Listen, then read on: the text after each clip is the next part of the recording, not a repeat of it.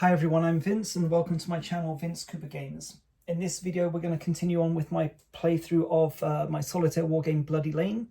Just quickly to remind everyone, Bloody Lane is available from Amazon Print, Amazon Kindle and Wargame Vault. And thanks as always to Shane.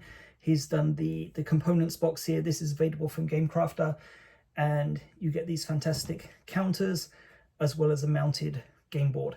So that's Bloody Lane from Game Crafter. Let me just slide this over here and we'll get the dice tower set up here. Okay, so let's crack on straight away. We'll split the video up into two halves. Same as always, go down to the Union event phase and then come back for part two. So supply phase first of all. So the ammunition, remember the orders token was destroyed last turn. We're going to shift the ammunition over.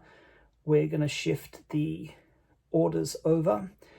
And I will place another orders token, I think, here. Okay, and that's the end. Nothing to resolve. Okay, that's the end of the supply phase.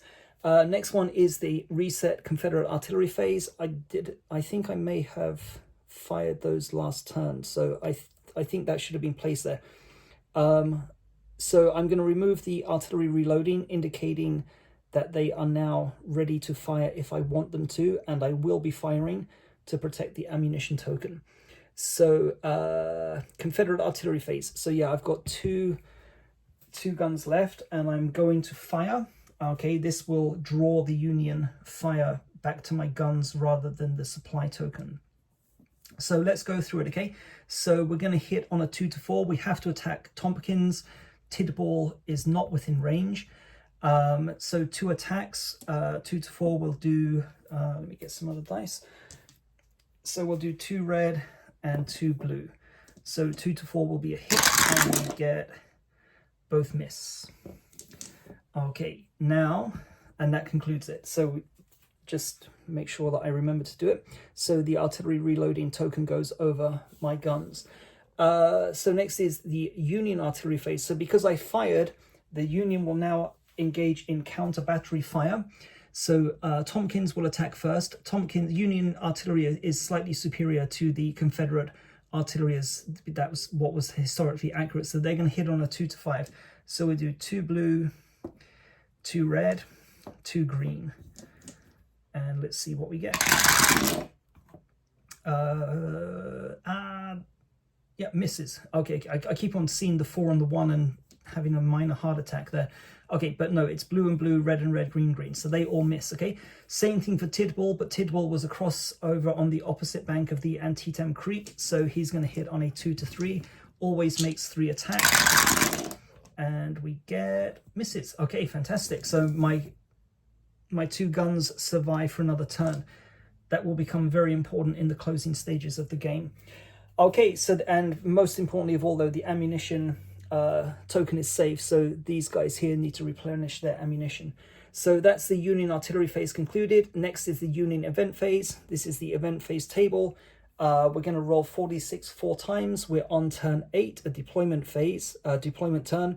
So we're looking at column B. So 46 4 times. Event number 1 is, let's see, 14. So 14, column B is a light fire event. Going to write down 8 here as a reminder.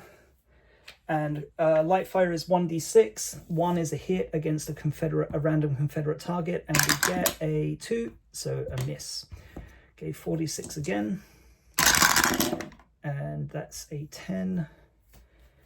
10 has already been resolved, so we go higher, higher, higher. Next highest one is reform. So reform gives a free cohesion check to any and all Union regiments that have a cohesion less than their maximum value. So the 108th New York and the 130th Pennsylvania, their cohesion is at 2 maximum value, okay? But these guys, the 1st Delaware from the first wave, their cohesion is 1. So going to roll 1d6. 1 will restore their cohesion. We get a 4, so they remain on cohesion of 1. That's 2 Union events done. Number 3 is a, what's that, 13? Yep, so you can see 13 has already resolved. So we come, it's another reform. So 20 is a reform. So same thing, roll 1d6 for the first Delaware. A 1 will be a success. And we get a 1.